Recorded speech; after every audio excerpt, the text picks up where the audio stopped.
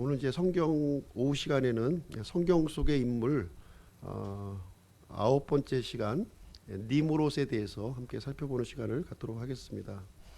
니므롯이 이제 어떤 인물인지 이제 말씀을 드리겠습니다. 노아에게는 세 아들이 있었죠? 세 아들 맞나요? 예. 야벳과 셈 그리고 함 이렇게 됐는데요. 6절에 나오는 내용은 이제 함의 아들들을 지금 이제 열거해주고 있습니다. 함은 이제 몇 명의 아들을 낳았냐면 구스, 미스라임, 붓과 가나안, 그래서 이제 네 명의 아들을 여기서 이제 설명해주고 있고요. 그 중에서 이제 첫째 아들 구스의 아들이 또 이제 언급되고 있는데 구스의 아들은 총 몇 명이죠? 구스의 아들은 총 6명입니다. 6명이에요. 스바와 하일라와 삽다와 라마와 삽드가 그리고 라마 삽드가요까지 그리고 이제 구스가 이제 밑에 나오죠. 구스가 그러니까 6번째 아들이 되겠습니다. 함의 6번째 아들. 이 구스는 이제 그 에디오피아 지금의 에디오피아예요. 구스는 지금 에디오피아가 되겠습니다. 그리고 이제 구스에게서 이제 누가 태어나냐면 오늘 이제 살펴볼 인물인데요. 니므롯이 이제 여기 언급이 되고 있습니다. 그래서 니므롯은 노아의 첫 번째, 두 번째, 세 번째, 3대가 되는 거죠. 3대 중에서 구스의 6번째 아들 이렇게 언급되는 인물입니다. 니므롯의 그 뜻은 대적하다, 반역하다 이런 뜻을 가지고 있습니다. 대적한다, 반역한다 이런 뜻을 가지고 있습니다. 여기 보니까 이 니므롯에 대한 소개를 좀 해주고 있죠. 9절 말씀의 8절 말씀을 보시게 되면 구스가 니므롯을 낳았는데 그가 땅에서 강력한 자가 되기 시작하였다 이렇게 기록하고 있습니다.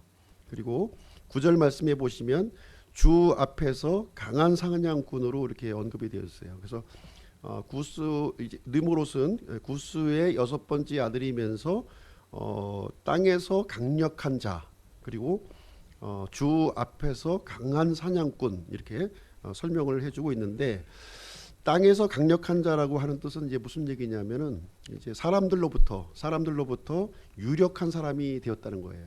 굉장히 이렇게 뭐라 그럴까 사람에게서 유력해지려면 어떻게 되나요? 사람에게서 유력한 사람이 되려면 힘이 있어야 되고 그다음에 지략이 좀 있어야 되겠고요. 그리고 이제 사람들을 이끌 수 있는 그 지도력이 이렇게 겸비되어야 이렇게 유력한 사람이 이제 될 수 있었는데 아마 이제 니므롯은 그런 부분을 갖췄던 것 같아요. 힘도 강했고 그다음에 이 지혜가 굉장히 이제 뛰어났고 이렇게 사람들을 이렇게 이끌 수 있는 지도력이 리더십이 있었던 인물이었구나 하는 것을 볼 수가 있습니다. 두 번째 특징이 또 언급되고 있는데 주 앞에서 강한 사냥꾼이라는 표현이 이제 돼 있습니다. 그래서 주 앞에서라고 하는 뜻은 이제 어떤 의미를 갖고 있냐면 이제 반대편에 선다는 의미예요. 그 누구 앞에 내가 선다 하는 것은 그 사람과 이제 대결하는 국면을 지금 이제 설명해주고 있습니다.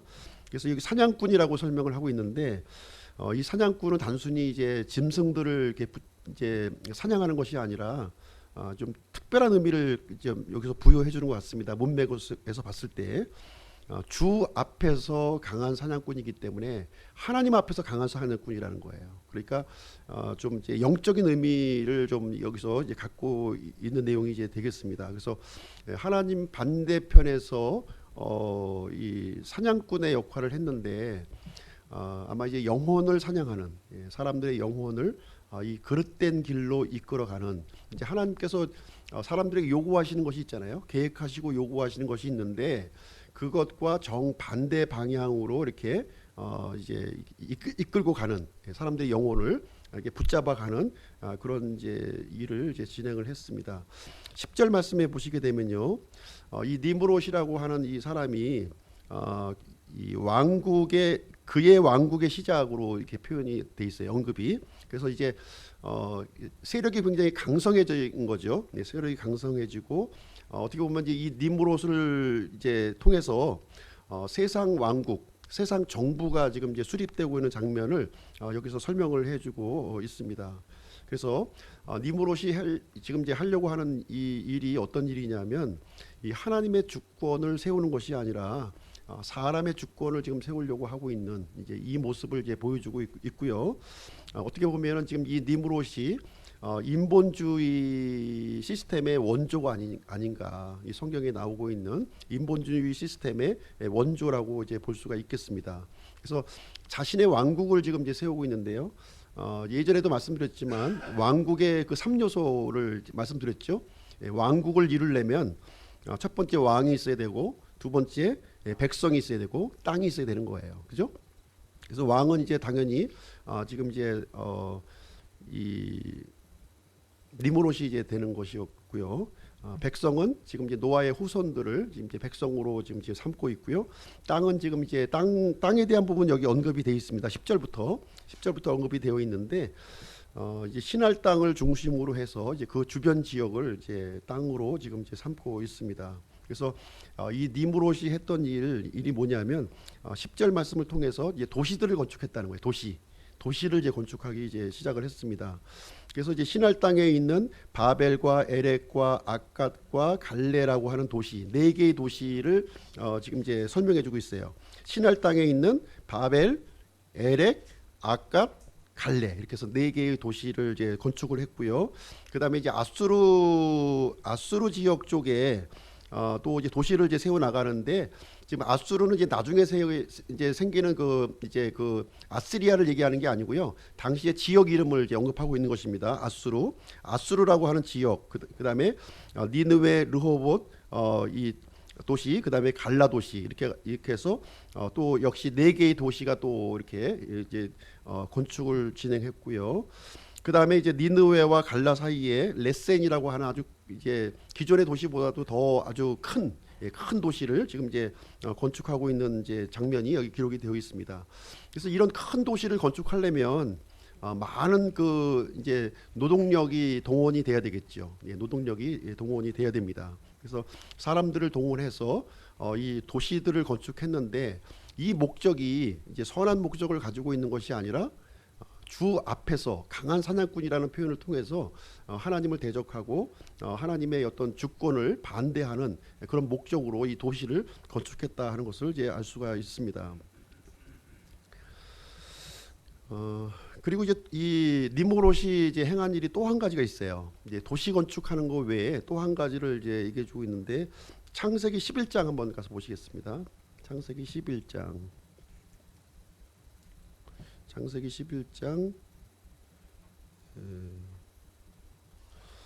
1절부터 4절을 제가 한번 읽어드리도록 하겠습니다.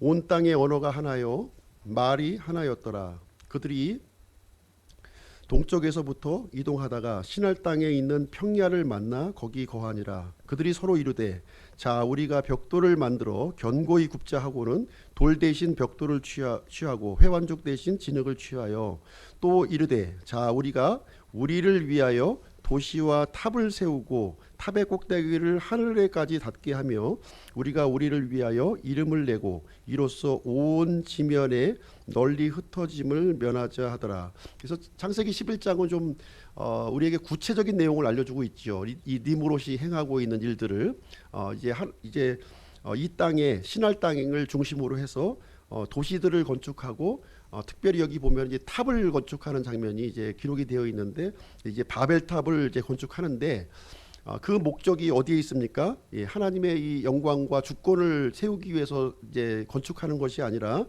자신의 이름을 이제 세우려고 하고, 하나님께서는 사실 이제 노아의 후손들에게 온 땅에 흩어질 것을 명령하셨는데, 이제 하나님의 말씀에 정면으로 대적하는 그 일을 하기 위해서 탑과 도시들을 지금 건축하고 있는 이 모습을 보여주고 있는데, 여기에 이제 여기에 그 이제 주동 인물이 누구예요?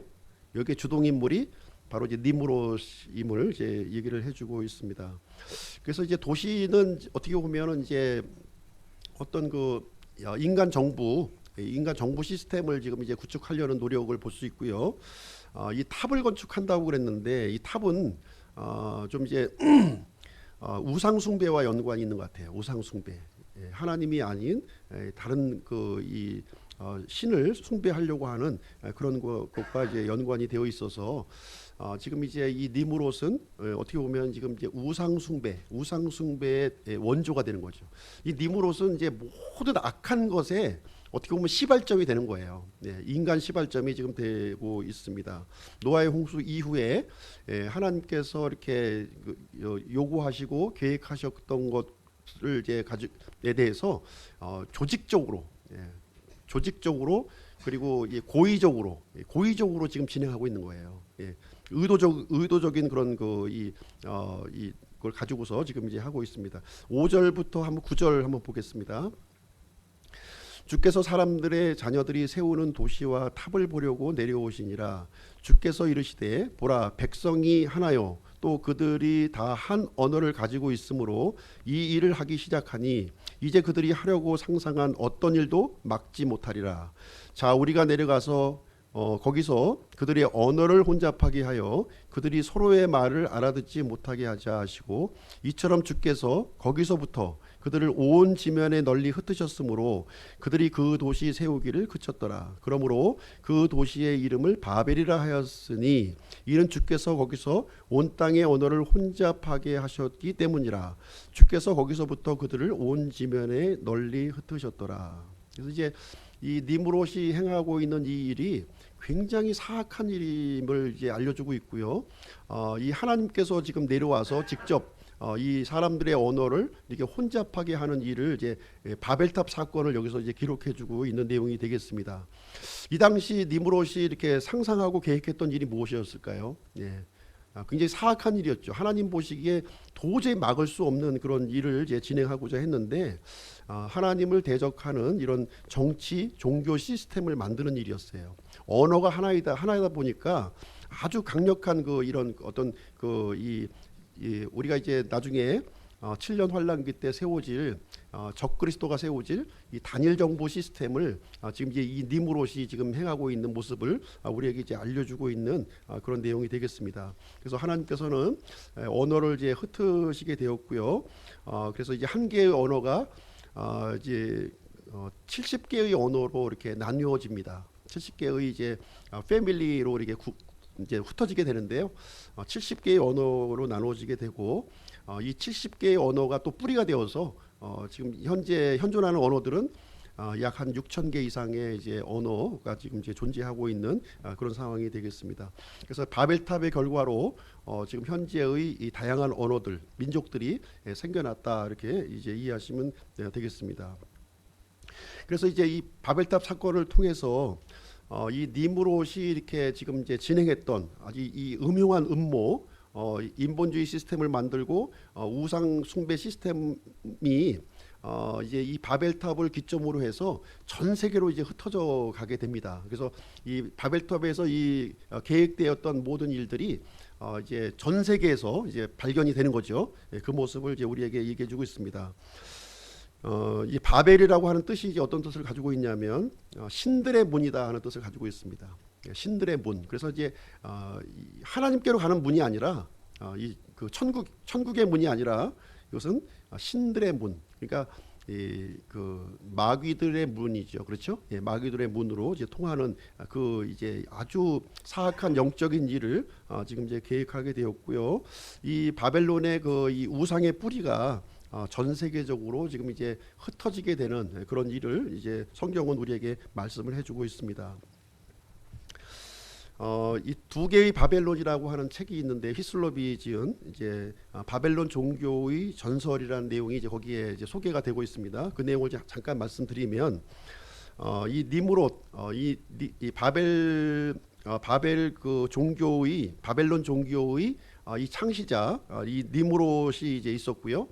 이 니무롯에게 이제 아내가 있었어요. 아내가 있었는데 아내 이름이 이제 어떻게 되냐면 세미라미스. 좀 어려운데요. 좀 한번 해보실래요? 세미라미스.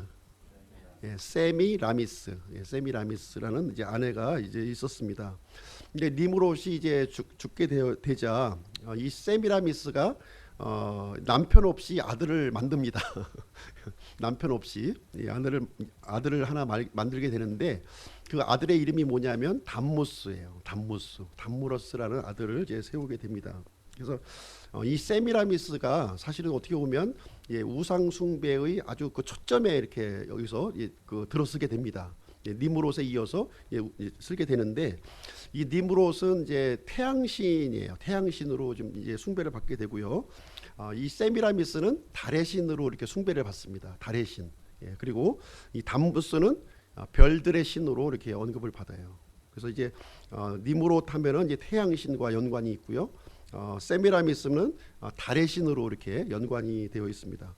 담무스는 예, 별들의 신으로 이렇게 연관이 되어 있습니다.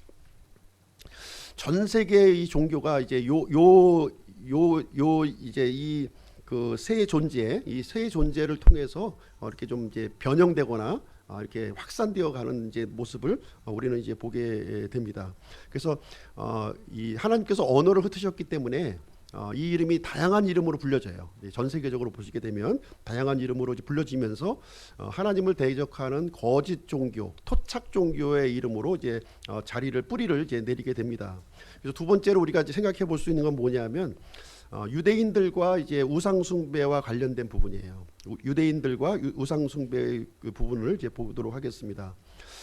유대인들이 이제 이스라엘이 이제 이집트에서 이제 노예 생활을 하다가 이제 광야 40년을 지나서 이제 가나안 땅으로 이제 들어오게 됩니다. 가나안 땅에 들어오게 되는데 이제 이스라엘은 이제 오직 하나님만을 이제 믿도록 이제 명령이 주어졌는데 이 이스라엘 민족들이 가나안 땅에 있는 우상들을 이제 섬기는 장면이 거기에 기록이 되어 있습니다. 이스라엘 민족이 섬기는 하나님은 보이지 않는 하나님이에요. 그렇죠? 이 가나안 땅 족속들이 섬기는 신들은 보이는 신들이에요. 신전이 크고요. 이렇게 좀 뭔가 화려하게 이제 보여지는 그런 신들로 구성이 되다 보니까 이스라엘의 후손들은 시간이 점차 흘러가면서 보이지 않는 하나님을 붙잡기보다는 보이는 신들을 이제 붙잡는 일이 이제 성경에 기록이 되어 있습니다. 열왕기하 한번 가서 보실게요. 열왕기하 17장.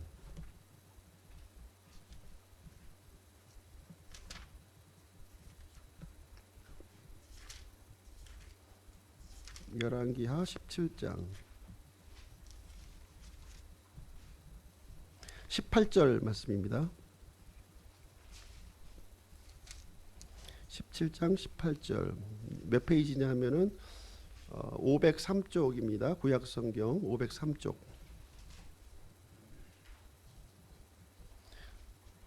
열왕기하 17장 16절.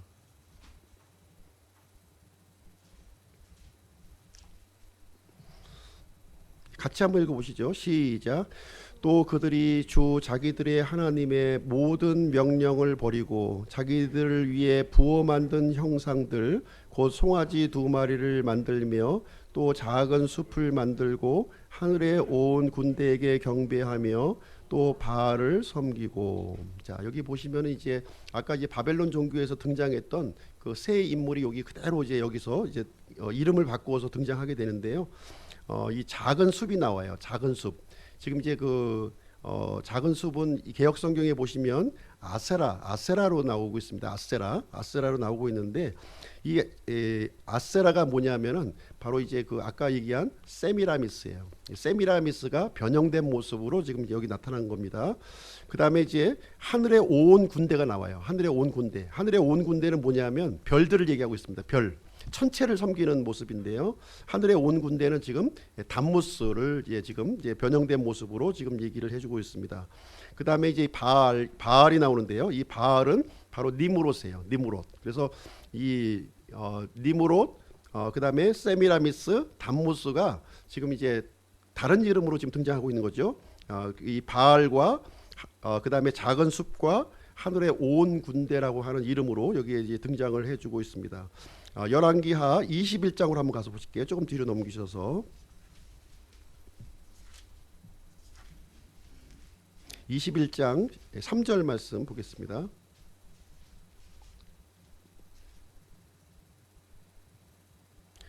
같이 한번 읽어보시죠. 시작. 그가 자기 아버지 히스기야가 말한 산당들을 다시 건축하고 또 이스라엘 왕 아합이 행한 것 같이 바알을 위해 제단들을 세우며 작은 숲을 만들고 하늘의 온 군대에게 경배하며 그것들을 섬겼더라.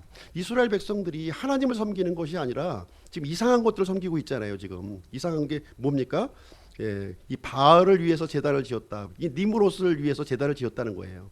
그 다음에 작은 습을 만들었다. 이 세미라미스를 위한 그 이제 목상을 세워놓고 이렇게 섬기는 모습을 얘기해주고 있고, 하늘의 온 군대, 지금 이제 그 담무스를 섬기는 모습이 여기에 기록이 되어 있습니다. 그래서 이스라엘은 북이스라엘은 예외 없이 다 섬겼어요. 이 가나안 땅의 이 신을 지금 이제 그대로 섬겼고요. 남유다 왕국도 이 네 명의 왕을 제외하고는 전부 다 이 가나안 땅의 이 신들을, 이 바벨론을 뿌리로 두고 있는 이 이제 가나안 땅으로 옮겨진 이 신들을 섬겼다는 것을 볼 수가 있습니다.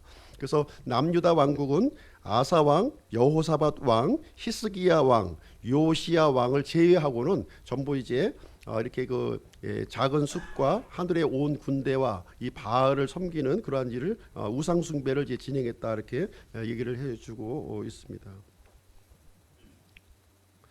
이 에스겔서에도 보시게 되면 이제 이스라엘이 이 어떤 일을 또 진행하냐면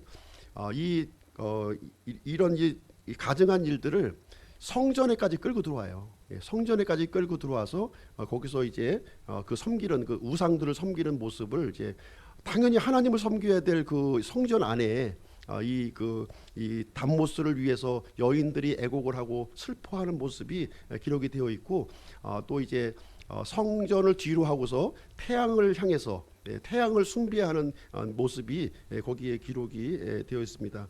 에스겔서 8장 이제 13절부터 이제 16절까지 그 내용을 보시게 되면 그 가증한 일들이 이제 이스라엘 백성들이 하나님을 섬겨야 될 그 주의 전에서 이 바벨론 종교의 이 바알을 섬기고 또 하늘의 천체를 섬기고 그런 일들을 이제 진행을 하고 있어요. 그래서 참 오늘날 현대 교회에도 이제 비슷한 모습이 일어나고 있습니다.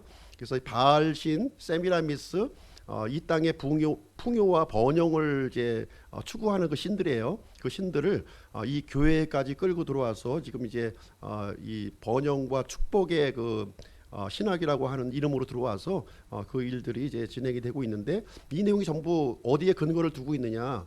이 바벨론의 뿌리가 되고 있는 거예요. 이 니므롯이 이제 그 바벨탑을 세우면서 그 했던 일들이 지금 이제 이방 종교의 뿌리에서도 살펴볼 수가 있고요. 이 기독교에서도 살펴볼 수가 있는 내용을 이제 우리는 이제 보게 됩니다. 그래서 이 바벨론 종교는 전 세계적이에요. 전 세계적으로 이 내용이 이제 다 이제 뿌리를 이제 갖고 있는데, 가장 중요한 것이 핵심적인 인물이 이제 누구냐면 세미라미스예요. 세미라미스가 이제 여신 숭배 사상이라고 하는 이름으로, 여신 숭배 사상이라는 이름으로 전 세계에 이제 펼쳐져 있습니다. 지금 이제 미국 같은 경우에도 지금 뭐가 있나요? 자유의 여신상 있잖아요. 그렇죠? 자유의 여신상이 있고, 올림픽 할 때도 보면은 이제 성화 체화하는 장면들을 통해서 여신 숭배 사상이 곳곳에 이렇게 머물러 있음을 보게 되고요. 우리나라도 이렇게 뭐 어디 뭐 만이산인가 뭐 가면은 또 이렇게 뭐 여사제가 또 이렇게 뭐 행하는 또 그런 일들이 이제 많이 있습니다. 이게 좀 이제 거슬러 올라갈수록 어떤 이제 여신 숭배 사상이 이제 많이 이제 있는데요.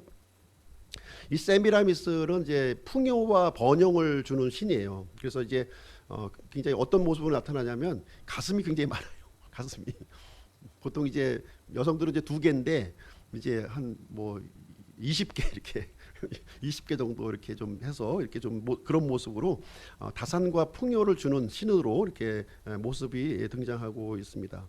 그다음에 이제 이 세미라미스가 이제 담무스를 이제 안고 있는 그 모습이 이제 이 가나안 그런 그 이제 유물들을 발굴하다 보면 많이 등장하는데 그것이 곳곳에서 이제 나오고 있는 것이죠. 그래서 이제 여신 숭배 사상과 더불어서 모자 숭배 사상, 모자 숭배 사상으로도 이렇게 연결이 또 이렇게 쭉 이어져요. 그래서 전 세계적으로 이제 이 내용들이 이제 발견이 되고 있습니다. 중국 같은 경우에는 어떤 이름으로 이제 불리냐면 성녀라고 불려요. 성녀. 거룩할 성자에서 성녀 이렇게 해서 이제 후광이 이제 비춰진 모습으로 이렇게 등장을 하고 있고요. 고대 독일로 가게 되면 헤르타라고 하는 여신이 있어요. 헤르타라고 하는 여신이 또 이렇게 아이를 안는 모습으로 이렇게 등장합니다. 그리고 이제 북유럽 쪽으로 가게 되면 스칸디나비아, 덴마크, 노르웨이, 뭐 스웨덴 이런 지역이죠. 이런 지역으로 가게 되면 디사라고 있어요. 디사라고 하는 여신을 또 이렇게 숭배를 하게 됩니다. 그리고 인도 쪽으로 가게 되면 이제 힌두교를 섬기는 그쪽 나라인데 인도는 어떤 그 여신이 있냐면 인드라니라고 하는 그 또 여신을 또 숭배하는 일을 하고 있습니다. 그리고 이것이 또 이제 그리스 헬라 지역 쪽으로 가게 되면 이제 알테미우스라고 하는 이름으로 또 이제 등장합니다. 알테미우스. 우리 개역 성경에는 이제 아데미로 이제 나와 있는 신이 되겠습니다. 그리고 우리 킹제임스 성경에는 이제 다이아나로 이제 되어 있는 여신 이름입니다. 로마 쪽으로 가게 되면 이태리 쪽으로 가게 되면 이 알테미우스는 이제 그 헬라어고요, 그리스어고 이것을 이제 이 그 이태리 로마어로 이제 얘기하게 되면 다이아나예요. 다이아나라는 노래도 많이 있죠. 다이아나. 영국의 왕세자비도 이제 이름이 다이나였는데 여신 이름이에요. 여신. 이 세미라미스의 이제 다른 형태의 이제 여신 이름으로 보시면 되겠습니다. 이것이 이제 가나안 땅에 들어가면 어떻게 불려지게 되냐면 가나안 땅에서는 아스다롯이라고 하는 이름으로 이제 불려져요. 이게 성경에 나와 있는 신이 되겠습니다. 아스다롯이에요. 아스다롯. 그리고 이것이 또 이집트 쪽으로 내려가게 되면 이집트는 이집트에도 역시 이제 새 신이 등장하는데요. 여신 이름이 이시스. 요즘에 이제 이지스라고 있죠. 이지스. 우리 그 배 이름 중에 이지스함이라고 있는데 이 이지스가 이제 여신 이름이에요. 여신 이름이고 그 이시스의 아들이 호루스입니다. 호루스고 또 이시스의 남편이 오시리스에서 또 이집트에서도 이 그 니무롯과 세므라미스와 이 담모스가 이제 다른 이름으로 불려지는 겁니다. 이제 오시리스, 이시스, 호루스 이렇게 이제 변형된 이름으로 이렇게 등장을 하게 됩니다. 그래서 이제 이 사도행전 19장에서도 보면은 이제 사도 바울이 에베소에서 이제 약 한 3년 동안 이제 이제 복음을 전파하죠. 이 에베소라고 하는 도시가 이제 무엇으로 유명하냐면 이 알테미우스 신전으로 굉장히 유명한 거예요. 알테미우스 신전이에요. 그래서 그 신전에 이제 인터넷 통해서 들어가서 보시게 되면 이제 풍요와 다산의 신인데 이 가슴이 한 20개쯤 나오는 거로 이제 되는 거예요. 20개. 굉장히 거대한 이제 석상으로 이제 구성이 되어 있고요.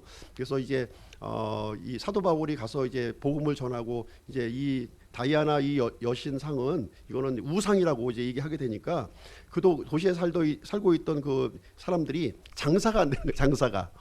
우상을 팔아서 이렇게 이 장사했던 사람들이 장사가 안 되니까 이제 이 바울을 이렇게 또 죽이려고 하는 선동하는 장면이 사도행전 19장에 이렇게 나와 있습니다. 그러면서 우리의 위대한 여신 다이아나요 하면서 이렇게 다이아나를 이렇게 찬미하는 그런 내용이 이제 들어 있습니다. 그래서 전 세계에 깔려져 있는 이 토속 종교들의 이 뿌리가 지금 이제 바벨론 종교의 이제 뿌리를 이제 잡고 있다고 하는 것을 우리는 이제 보게 됩니다.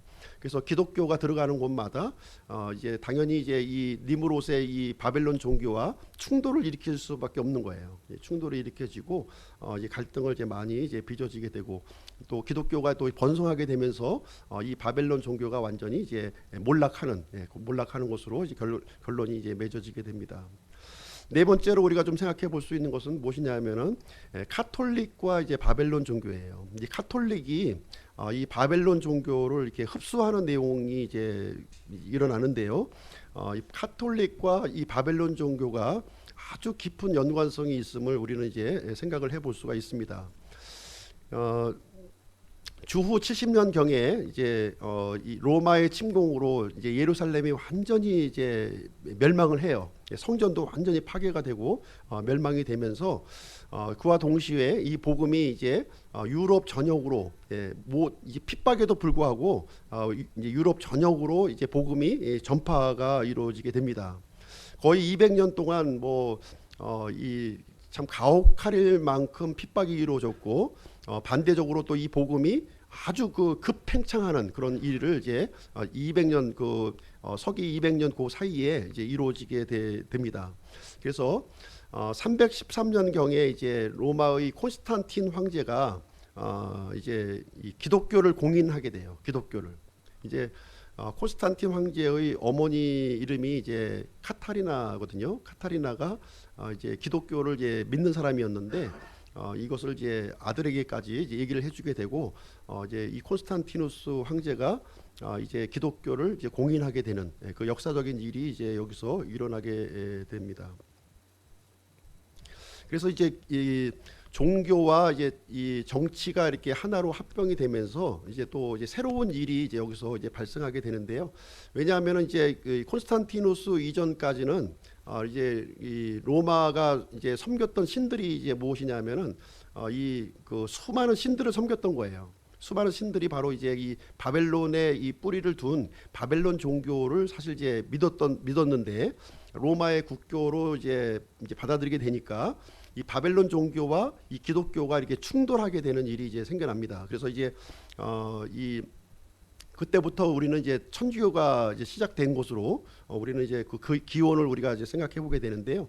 천주교가 이제 이렇게 진행되면서 이제 많은 사람들을 기독교 쪽으로 이제 유입하는 정책을 이제 세우게 됩니다. 그러다 보니까 그 현상으로 일어난 일이 뭐냐면은 바벨론 종교와 이제 타협하는 일이 생기는 거예요. 이제 원래 이제 성경에서 얘기하고 있는 그 이 하나님과 바벨론과의 이 혼합시키는 일을 이제 천주교에서 이제 진행을 하게 되는데 그 해법으로 찾았던 것이 무엇이냐면은 바벨론 종교의 그 핵심이 이제 세미라미스잖아요, 그죠? 세미라미스인데 이 세미라미스를 마리아로 대체하는 일을 이제 진행합니다. 마리아로 대체하는 거예요. 마리아로 이제 대체하고 그 다음에 아기 예수님을 누구로 대체해요?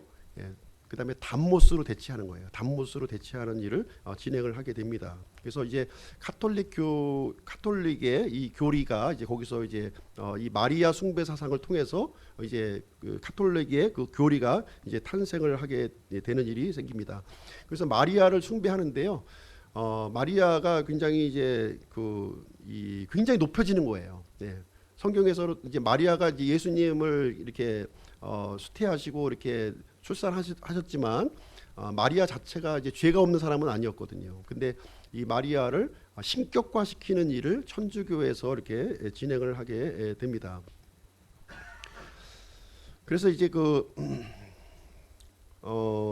한 430년 정도 이렇게 지나가게 되면 이제 그 마리아에게 좀 새로운 이름을 이렇게 부여를 해주게 되는데요. 어떤 이름을 부여해 주냐면 이제 마돈나라고 하는 이름을 부여해 줍니다. 마돈나라고 하는 이름을 부여해 주게 되는데 이 마돈나는 이제 바벨론 여신의 이름이에요. 바벨론 여신의 이름인데 이태리 이름인데 이것을 이제 마리아에게 칭호를 이제 부여해 주는 일을 진행하게 됩니다.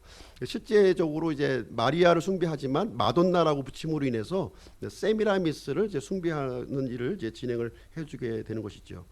그래서 이제 여러 가지 이름으로 이제 불려지게 되는 일이 이제 생겨지고요.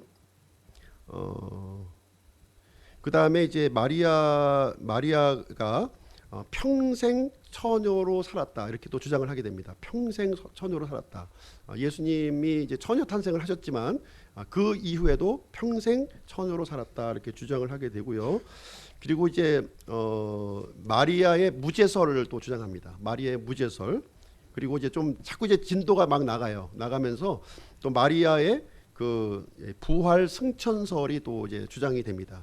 예수님만 부활 승천한 게 아니라 마리아도 또 죽었다가 살아났고 하늘로 올라갔다 이런 또 이런 주장을 또 하게 되고요. 그리고 이제 또 어떤 일도 이제 주장하게 되냐면은 마리아의 그 재림설도 또 주장하게 돼요. 마리아가 또 다시 재림한다는 내용까지 이제 발견하게 되면서 이 마리아의 그 이 초상화를 이렇게 보게 되면요, 초상화를 보게 되면 이 그 초승달이 있죠. 초승달이 이렇게 초승달의 모습이 같이 이렇게 있는 모습이 아마 보여질 것입니다. 그래서 세미라미스가 이제 달의 신이에요. 달의 신이기 때문에 이 초승달과 연관지어서 이렇게 항상 이제 마리아가 등장하는 그림들이 이제 많이 천주교 쪽에서 이제 등장하게 됩니다. 그래서 특별히 이제 주후 580년 경에 이제 이슬람교가 또 이제 등장하거든요. 이슬람교는 이제 어떤 종교냐면 마호메트가 이제 창시를 한 이제 종교인데 기독교와 이 바벨론 종교를 혼합시킨 거예요. 이거는 또 자꾸 이제 혼합하는 일을 많이 해요. 이 그 적그리스도와 이단들은 이 혼합하는 일을 이제 순수한 것을 혼합하는 일을 이제 진행하게 됩니다. 그래서 이슬람교를 이제 보시게 되면 항상 이제 이 그 초승달이 있는 거예요. 이슬람 국가들의 국기에는 예외 없이 초승달에 이렇게 들어가 있습니다. 그래서 세미라미스를 상징하는 초승달 국기가 이제 상징물로 이제 등장을 하게 됩니다. 그래서 이렇게 혼합되는 것은 굉장히 위험한 거예요. 굉장히 위험한 일이 이제 되겠습니다. 그래서 오늘날의 그 현대교회도 보게 되면 이런 이방 그 종교들, 특별히 이제 바벨론의 뿌리를 두고 있는 이런 것들을 이제 교회 안에 끌고 들어와서 혼합시키는 일들을 이제 많이 진행되고 있습니다.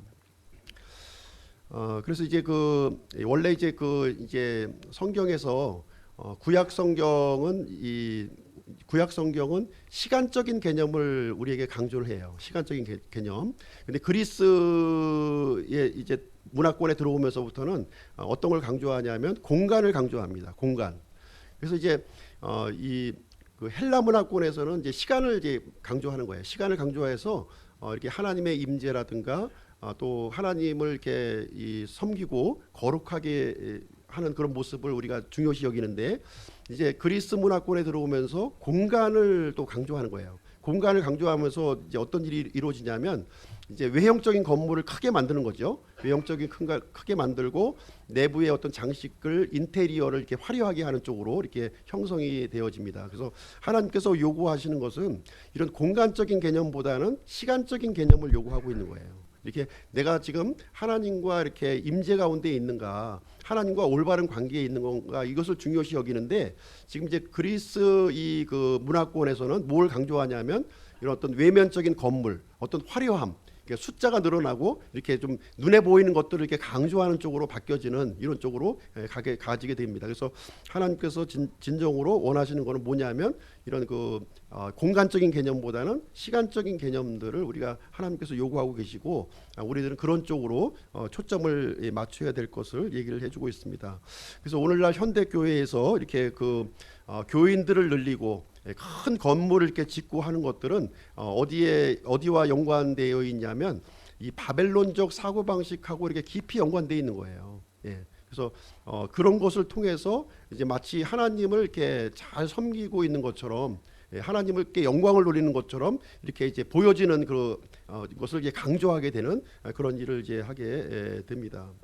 그래서 이제 교회가 이렇게 커지고 대형화되고 이렇게 이루어지는 것은 마지막 때의 교회의 모습을 우리에게 보여주고 있는 거예요. 그래서 실질적으로 하나님께서 우리에게 요구하시고 우리에게 이제 계획하시고 있는 것들은 눈에 보이는 것들을 이렇게 크게 하고 치장하는 것을 원하시는 것이 아니라, 진짜 내가 하나님과의 이 삶 가운데서 내가 분리가 되고 하나님의 임재와 관계 속에 들어가는 것을 더 중요하게 여기는 건데, 이것을 없애버리고 다른 외적인 것을 추구해 나가는 쪽으로 이제 가고 있는 것은 바로 이제 이 바벨론의 그 종교와 이제 이 맥을 이렇게 같이 연결하고 있다는 것을 우리에게 알려주고 있습니다.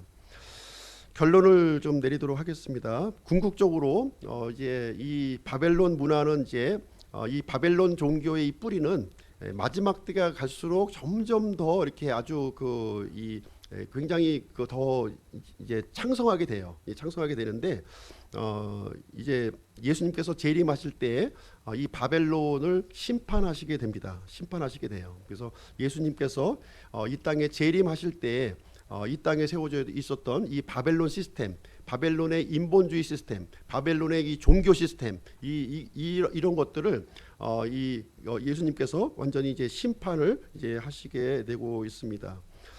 그 심판하시는 장면을 한번 보시면요, 계시록 18장 한번 가서 보시겠습니다.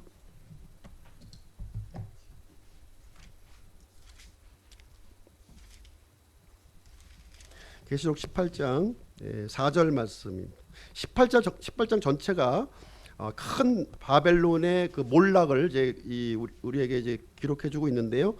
그 중에서 이제 이 내용은 이제 7년 환란기가 끝나고 지금 예수님께서 지상 재림하실 때의 모습을 우리에게 보여주고 있는 건데요. 4절 말씀 같이 한번 읽어보겠습니다. 4절 시작.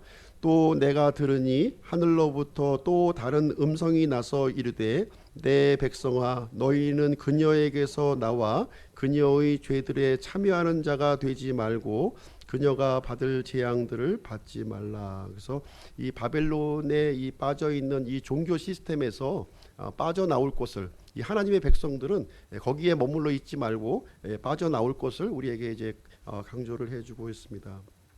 그래서 우리는 지금 이제 마지막 때를 우리가 살고 있고요.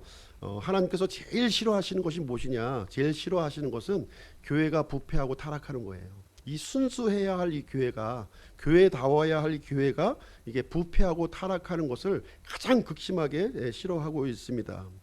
그래서 우리 이제 이 하나님의 백성들은 이 예수님께서 세우신 이 교회를 교회답게 만들어야 될 우리는 의무와 책임감을 우리가 가지고 있습니다. 오직 예수님만이 유일한 구원자시고 예수님만이 교회에서 높여야 되는데 예수님이 아닌 다른 이방 인본주의 시스템이 들어와 있고 바벨론 그 숭배 사상이 이 교회 안에 들어와서 혼잡하게 만들어주고 있습니다. 그래서 우리가 이제 이렇게 그 성경 말씀대로 이렇게 순수함, 성경에서 가르치는 순수함을 가지고 이렇게 모여 있는 것은 하나님의 큰 은혜요, 큰 복이라고 생각을 합니다. 그래서 우리가 갖고 있는 이 가치, 이 순수함의 가치를 우리가 굳건하게 이게 지키는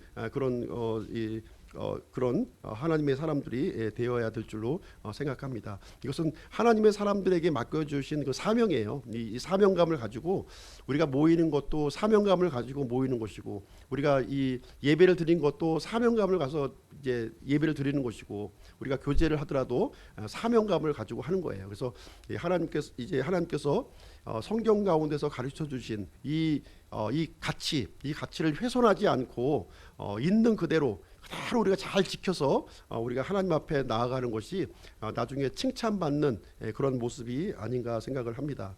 그래서 우리가 숫자가 적은 인원들이 이렇게 모였지만 또 어떻게 보면 또 이게 멀리서도 오시게 되고 어려운 환경 가운데 이렇게 나오시기도 하지만 참 이런 가치를 가장 중요하게 여기고 이 가치를 내가 세우기 위해서 우리에게 주어진 이 시간과 물질과 모든 여건들을 여기에 우리가 집중을 해서 우리가 해야 되겠다 하는 그런 마음을 우리가 가졌으면 좋겠습니다. 그래서 다른 사람 볼 거 없어요. 나 자신이 하나님과의 관계에서 그 일을 진행했으면 좋겠고요. 이 내용에 동참하는 사람들이 함께 하나님의 그 아름다운 교회, 이 순수한 교회를 함께 세워가는 일에 이렇게 동참을 했으면 좋겠습니다. 오늘은 이제 그 성경의 인물 니므롯에 대해서, 니므롯과 연결된 이 바벨론까지 우리가 좀 살펴보는 그런 시간을 갖게 되었습니다. 기도하고 오후 시간 마치도록 하겠습니다.